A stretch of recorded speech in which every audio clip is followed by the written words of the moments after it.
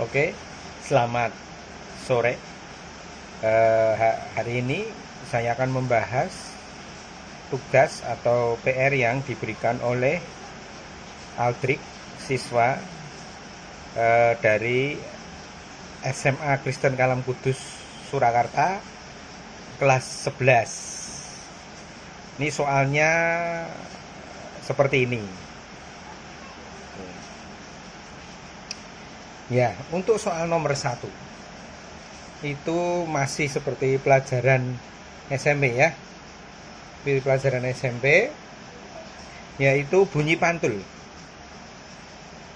Bunyi pantul.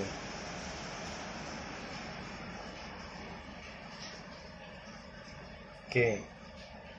Bunyi pantul ya, soalnya seperti ini.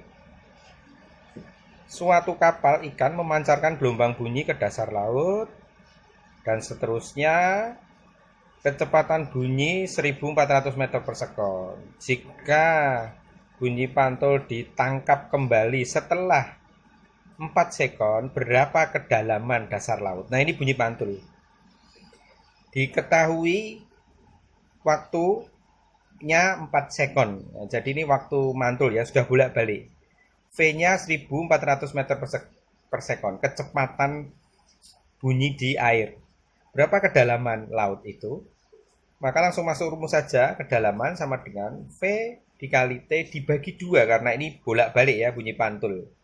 1400, T-nya 4 dibagi 2. Ketemulah jawaban kedalaman air laut itu adalah 2800 meter. Nah, mudah sekali ya nomor 1.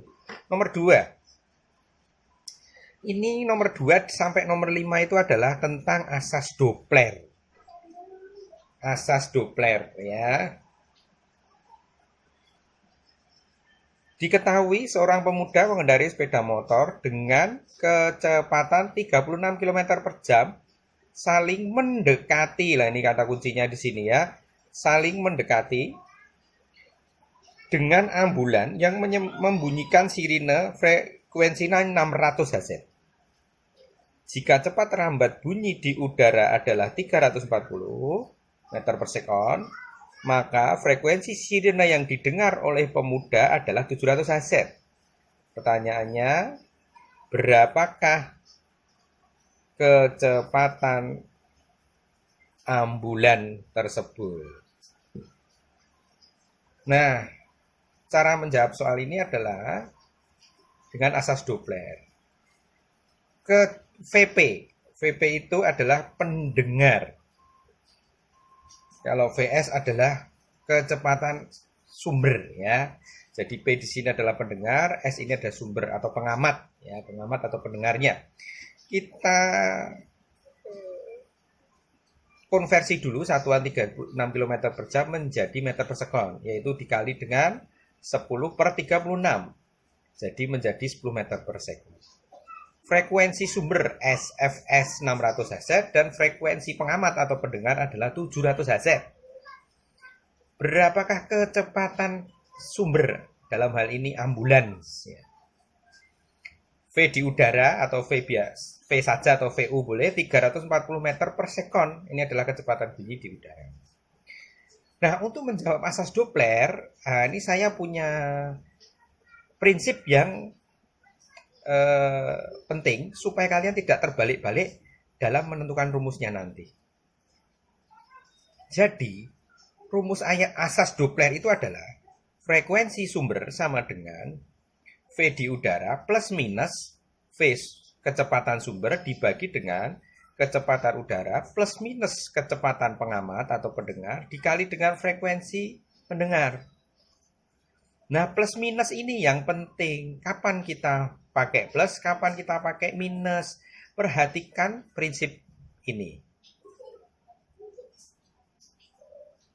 Caranya supaya kita tidak terbalik-balik untuk menentukan plus minusnya adalah taruh sumber di kanan. Selalu taruh sumber di kanan.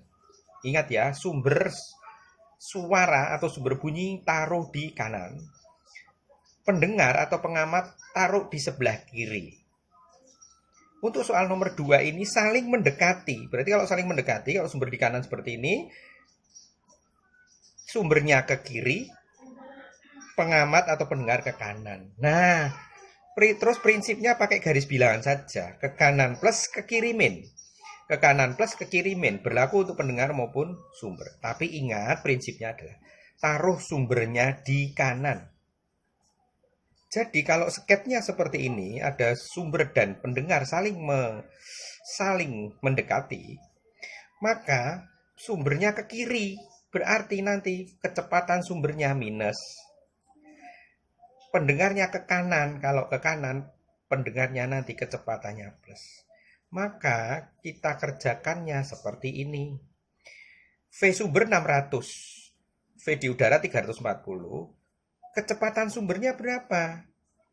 Plus apa min? Minus. Karena tadi sumbernya adalah ke kiri. Nah, gitu ya. Pendengarnya plus 10, kecepatan pendengar 10. Kenapa plus? Lihat sketnya tadi. Pendengarnya arahnya ke kanan. Jadi plus. Gitu ya. Jadi untuk menentukan min plus ini supaya tidak bingung, biasanya terbalik-baliknya di sini.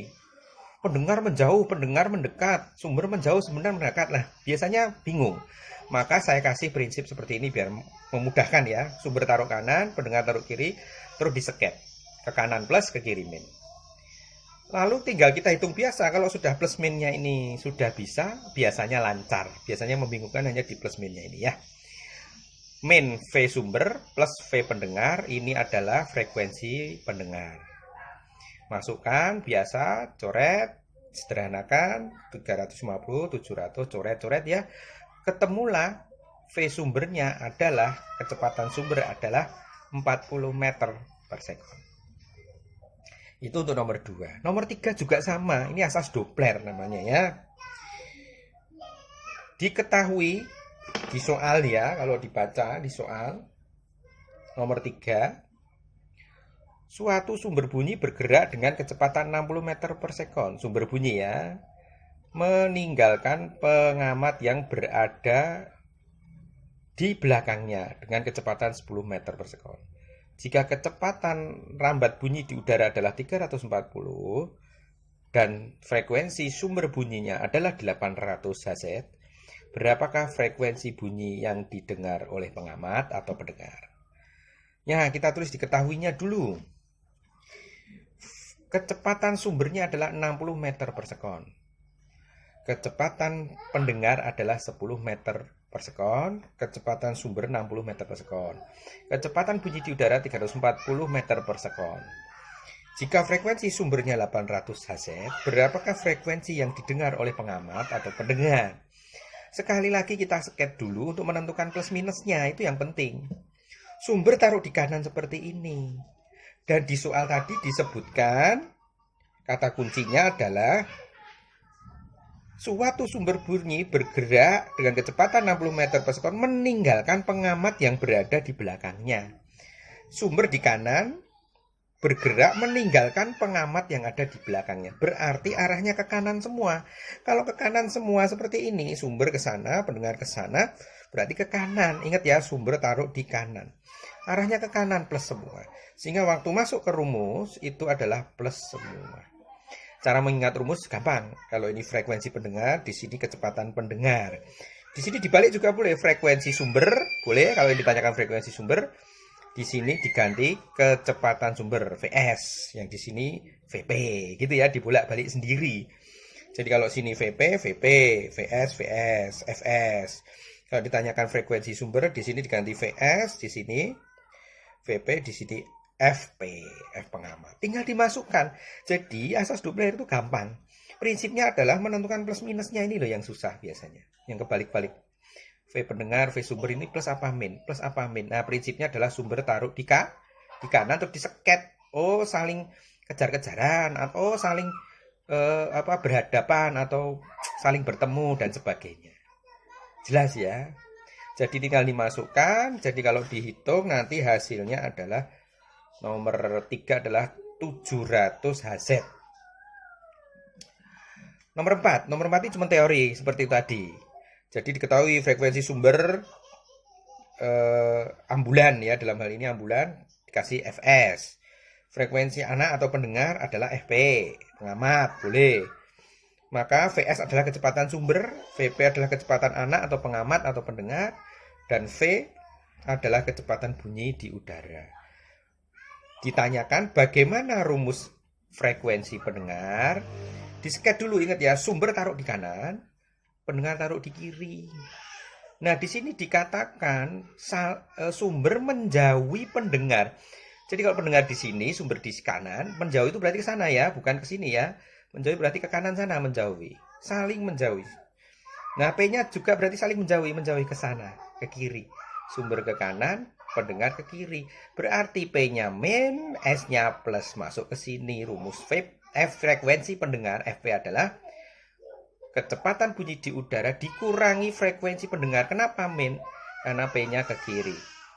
Dibagi dengan frekuensi kecepatan bunyi di udara ditambah dengan kecepatan sumber. Kenapa plus kecepatan sumber? Karena sumbernya ke kanan dikali dengan Fs. Selesai. Itulah cara menentukan rumus asas Doppler. Jadi yang penting adalah di sini saja sebenarnya plus minnya. Prinsipnya seperti yang saya jelaskan tadi. Ya, jadi nomor 4 ini disebutkan seorang anak bergerak saling menjauhi. Jadi kalau saling menjauhi, sketnya seperti ini ya. Ini untuk menentukan plus minusnya. Nomor 5 sama. Saya pikir sama, mestinya bisa ya. Cuma di sini ada kereta. Saya langsung saja disebutkan di situ. Sebuah lokomotif mendekati sebuah stasiun dengan kecepatan 30 meter per sekon sambil membunyikan peluit yang frekuensinya 2000 Hz. Kecepatan bunyi di udara saat itu adalah 330 meter per sekon. Berapa frekuensi yang didengar oleh seorang di stasiun? Nah, di sini yang penting itu ya. Didengar di stasiun, tidak disebutkan apakah pendengar ini bergerak. Berarti posisi pendengar atau pengamat adalah diam. Kalau diam, VP-nya 0. Kalau 0 enak. Mau plus min ya terserah. Mau plus boleh, min boleh, tidak pengaruh. Karena kecepatan pendengarnya adalah 0 atau diam. Tapi tetap di sket ini, ingat ya, sumber keretanya taruh di kanan, pendengarnya di stasiun taruh di kiri. Mendekati stasiun, nah stasiunnya kan di sini, mendekati berarti ke kiri, min. Maka VS-nya nanti dimasukkannya min.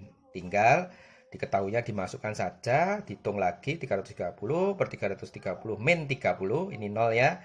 Jadinya mau plus mau min tidak pengaruh, dikali frekuensi sumber.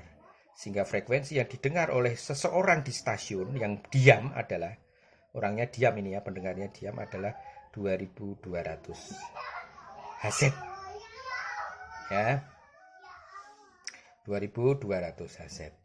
Demikianlah cara mengerjakan soal-soal asas Doppler. Semoga bisa dimengerti. Kalau ada pertanyaan boleh ditanyakan lewat YouTube.